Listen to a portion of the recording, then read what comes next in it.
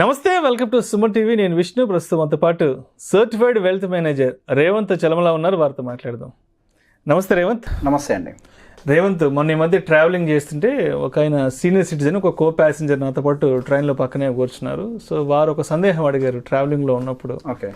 So Vishnu గారు, ఇప్పుడు నా ఏజ్ 55 అండి. సో నెక్స్ట్ 5 ఇయర్స్కి రిటైర్మెంట్ కాబోతున్నాం కదా. సో 55-60 అనేది కొంత వయోభారానికి మనం దగ్గర అవుతున్న వయసు. అండ్ 55 నుంచి 60 ఈ ఏజ్ గ్రూప్లో ఏంటంటే కొంత దీర్ఘకాలిక అనారోగ్య సమస్యలు కూడా వెంటాడుతుంటాయి. కాబట్టి మరి ఈ ఏజ్ గ్రూప్లో ఉండేవాళ్ళు ఎటువంటి ఇన్వెస్ట్మెంట్స్, సేవింగ్స్ చేసుకోవాలి అంటారు? ఎందుకంటే 55-60 అనేది కొంత అన్సర్టనిటీ ఏజ్ కూడా. అది అవునండి. అంటే కొంత అన్సర్టనిటీ ఏజ్, హెల్త్ ఇష్యూస్ వెంటాడుతుంటాయి. కాబట్టి పెద్దగా మెంటల్ స్ట్రెస్ లేకుండా మరి ఈ ఏజ్ గ్రూప్లో ఎటువంటి ఇన్వెస్ట్మెంట్స్ని, ఎటువంటి స్మూత్ ఇన్వెస్ట్మెంట్స్ని మనం తీసుకోవచ్చు అంటూ కూడా ఒక కో ప్యాసింజర్ అడిగారు. మరి దానికి మీరు ఏం చెప్తారు?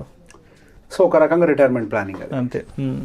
రిటైర్మెంట్ ప్లానింగ్ అనేది చాలా కాంప్లికేటెడ్ అండి. సో బేసిక్గా ఇందులోకి వచ్చేసరికి వయసు మీద పడేసరికి భయం ఉంటుంది.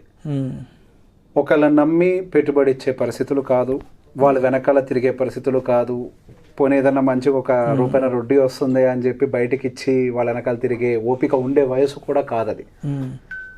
సో పర్టికులర్గా రిటైర్మెంట్ అయ్యే టైంకి పెద్ద మొత్తంలో కార్పస్ అనేది వస్తూ ఉంటుంది.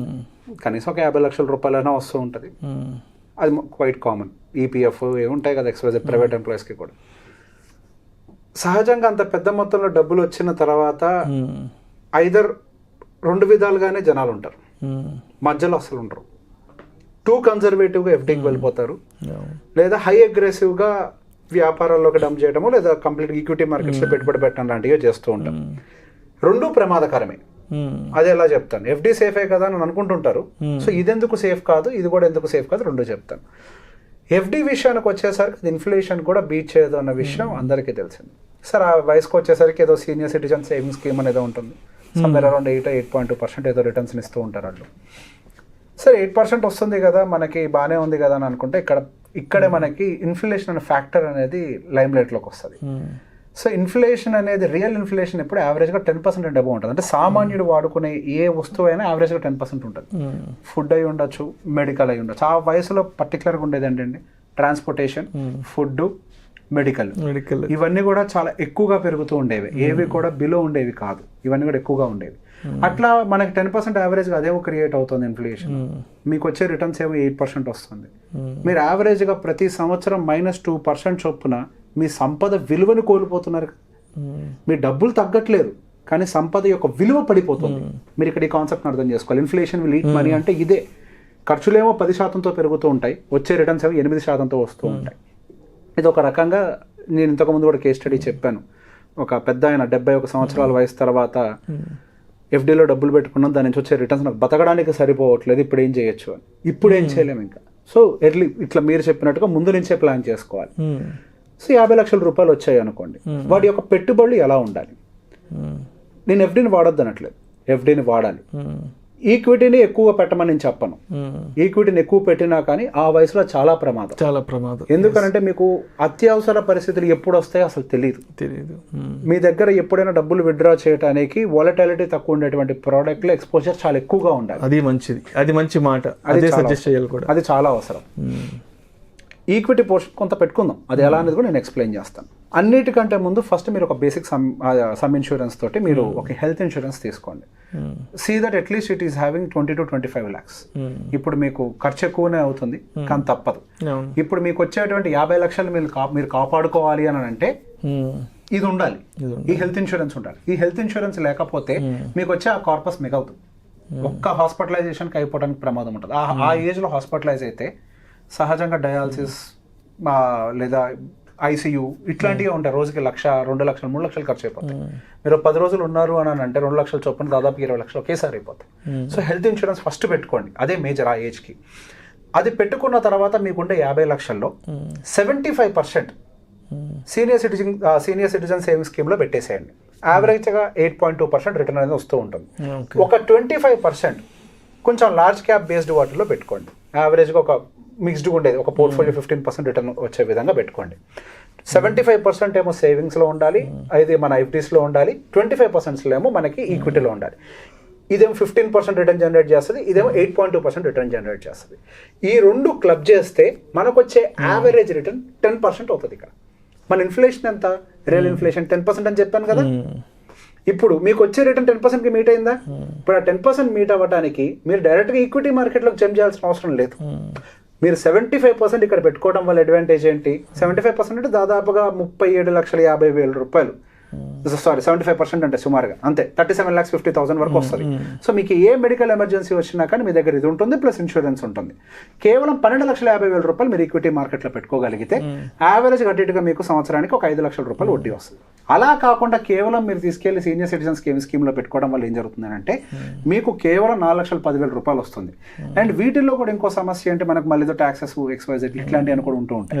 సో బేసిక్గా మనకు ఉండేటువంటి పోర్ట్ఫోలియోని ఆ ఏజ్కి తగ్గట్టుగా ప్రాపర్గా డివైడ్ చేసుకొని మన పని ఏంటి ఆ వయసులో సంపదను సృష్టించడం కాదు, ఆ వయసులో మన అవసరాలు తీరే విధంగా మన సంపదని నిలబెట్టుకోవటం. మరి సంపద సృష్టించొద్దా అని అంటే డెఫినెట్గా ఫస్ట్ మీరు బతకటానికి ఇప్పుడు మీ వయసు అయితే 60 ఏళ్ళకి రిటైర్ అవుతారు. ఓకే, 60 ఏళ్ళకి రిటైర్ అయిన తర్వాత మరొక 15-20 సంవత్సరాలు బతుకుతారు, 70-80 సంవత్సరాలు అయితే బతుకుతారు. ఆ 20 సంవత్సరాలకి సరిపడే డబ్బులు ముందు మన దగ్గర ఉండాలి, ఫైనాన్షియల్ ఫ్రీడమ్ ఉండాలి, ఆర్థిక స్వేచ్ఛ, మన ఖర్చులు మనం పెట్టుకోగలగాలి. ఎక్కడికైనా ఎక్కడైనా ట్రావెలింగ్ వెళ్ళాలి, ఏదైనా విహారయాత్రలకు వెళ్ళాలంటే మన డబ్బు మనం సమకూర్చుకోగలగాలి. ఏదైనా హాస్పిటల్కి వెళ్ళాలి, ఏదైనా మందులు కావాలంటే కూడా మనం అందుకని పిల్లలు వెళ్ళి ఒక 5 రూపాయలు ఒక 5,000 ఉంటే 10,000 రాకూడదు ఏ పేరెంట్స్ కూడా. సో 20 సంవత్సరాలు నెక్స్ట్ 20-25 ఇయర్స్ వరకు కూడా మీ ఫైనాన్షియల్ ఫ్రీడమ్కి అవసరం ఎంత? సో ఇన్ఫ్లేషన్ తోటి క్యాలిక్యులేట్ చేయాలి. మళ్ళీ ఇప్పుడున్న లెక్కలతో క్యాలిక్యులేట్ చేయకండి, ఇన్ఫ్లేషన్ అడ్జస్ట్మెంట్స్తో క్యాలిక్యులేట్ చేసుకొని మీకు నెక్స్ట్ 20-25 ఇయర్స్కి సరిపడా కార్పస్ని ఏర్పాటు చేసుకొని ఈ ప్రపోర్షన్ తోటి మెయింటైన్ చేసుకోవాలి. దాని మీద కూడా ఇంకేమన్నా డబ్బులు ఉంటే then yes go for equity. So basic గా ఈ కార్పస్ సపరేట్ గా ట్రీట్ చేయాలి, గ్రోత్ కోసం చూసేదాని కార్పస్ సపరేట్ గా ట్రీట్ చేయాలి. ఇది మనం బతకటం కోసం, ఎదుగుతామా ఒదుగుతామా తర్వాత విషయం, ముందు ఇది మన దగ్గర ఉండాలి. ఇది మన దగ్గర లేకపోతే ఏమవుతుంది అని అంటే మనం పిల్లలకి భారంగా మారితే వాళ్ళ ఆర్థిక పరిస్థితులు మళ్ళీ కొన్ని సంవత్సరాలు వెనక్కి వెళ్ళిపోతాయి. చాలా మంది పేరెంట్స్ చూస్తుంటాం రేవంత్, మనకు తెలిసిన వాళ్ళు మీ బంధువుల్లో ఉంటారు, మా బంధువుల్లో ఉంటారు, మీ చుట్టుపక్కల ఉంటారు, మా చుట్టుపక్కల ఉంటారు. ఒక సర్టన్ ఏజ్ వచ్చాక పేరెంట్స్ బాగా దీర్ఘకాలికంగా వాళ్ళ అనారోగ్యం బారిన పడడం, కొన్ని నెలల పాటు కొన్ని రోజుల పాటు హాస్పిటలైజ్ అవ్వడం, ఆ ఖర్చులను భరించలేక చాలా మంది ప్రాపర్టీస్ అమ్మేసుకుంటుంటారు, స్థలాలు పొలాలు అమ్ముకుంటుంటారు, ఇంట్లో ఉన్న బంగారం తీసుకెళ్లి బ్యాంకులో కుదిరి పెట్టుకొని ఆ డబ్బును తెచ్చి వాళ్ళ పేరెంట్స్ యొక్క బాగోగులు చూసుకుంటుంటారు. చాలా మంది అంటే పేరెంట్స్ అంటే ముందే సరైన ప్లానింగ్ లేకపోవడం వల్ల పేరెంట్స్కి ఏదైనా హెల్త్ ఇష్యూస్ వచ్చినప్పుడు చాలా ఫైనాన్షియల్ బర్డెన్ చాలా మంది ఫేస్ చేస్తున్నారు. ప్రతి ఒక్కరి ఇళ్లలో ఉండేది. ఆ టైంకి ఏం చేస్తామంటే ఆ బలహీన క్షణంలో ఏం చేస్తామంటే ఇంట్లో ఉన్న బంగారం తీసుకెళ్లి తాకట్టు పెట్టుకోవడం, లేదంటే మనకున్న చిన్న చిన్న స్థలాలు పొలాలు తెలిసిన వాళ్ళకి ఎంతో కొంత రేటుగా అమ్మేసుకోవడము. అవును, ఇంకా చాలా మంది చాలా మంది అండి మన దేశంలో ఇది చాలా ఎక్కువగా ఉంటుంది. అవునవును. సో ఇది ఇక్కడ పేరెంట్ ని వదులుకోలేరు. ఇప్పుడు పేరెంట్ తప్పు చేసి ఏం తప్పు? ప్లానింగ్ లేకపోవడం, సింపుల్ ప్లానింగ్. ఒక సింపుల్ ప్లానింగ్ లేకపోవడం వల్ల ఇక్కడ తరతరాల నుంచి వచ్చిన ఆ ప్రాపర్టీస్ కూడా ఒక తరం వెనకబడిపోతుంది, ఒక తరమే వెనక్కి వెళ్ళిపోతుంది. సో ఆ పొరపాటు జరగకుండా ఉండాలి. సో నేను ప్రతిసారి అందుకే చెప్తాను, మనకి ఒకవేళ అవ్వకపోతే ప్లాన్ చేసుకోవడం గుడ్ అండ్ అడ్వైజర్. ఆ మాట చెప్తే మన సెల్ఫ్ ప్రమోషన్ అని చెప్పేసి జనాలు అంటూ ఉంటారు. అంటే అసలు అడ్వైజర్ గురించి మాట్లాడడం అనేది పెద్ద తప్పు అయిపోయింది. మీకు తెలియనప్పుడు చెప్పే ప్రయత్నం చేస్తేనేమో దాన్ని తిట్టుకోవటం.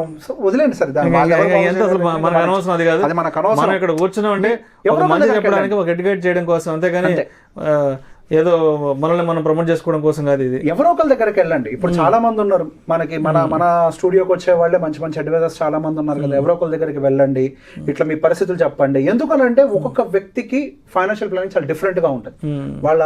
వాళ్ళకున్న సర్కమ్స్టాన్సెస్ ఏంటి, వాళ్ళ నీడ్స్ ఏంటి, వాళ్ళ ఎక్స్పెండిచర్స్ ఏంటి, వాళ్ళ లివింగ్ స్టాండర్డ్స్ ఏంటి. సో అందరికీ సేమ్ ఫార్ములా అప్లై అవుతుంది అనేది ఏం లేదు.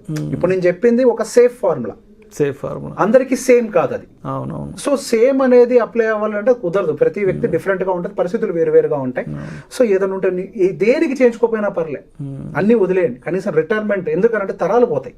ఒక రిటైర్మెంట్, ఒక హెల్త్ ఇన్సూరెన్స్, ఒక రిటైర్మెంట్ ప్లానింగ్, సింపుల్ బేసిక్ చేయించుకోండి, మీకు ఉపయోగం. ఏం పెద్ద పెద్ద ఆస్తులు కూడబెట్టుకోవాల్సిన పని లేదు, బంగ్లాలు, కార్లు, బీరువాళ్ళు, నగలు దాచిపెట్టుకోవాల్సిన పని లేదు. ఏం అవసరం లేదు. సంవత్సరానికి ఒక 25,000 కట్టి ఒక మంచి హెల్త్ ఇన్సూరెన్స్, మంచి లేదంటే 30,000 40,000 కట్టి సంవత్సరానికి ఒక మంచి టర్మ్ ప్లాన్, అంతే. ఓ రిటైర్మెంట్ ప్లాన్. బేసిక్ తీసుకుంటే చాలు.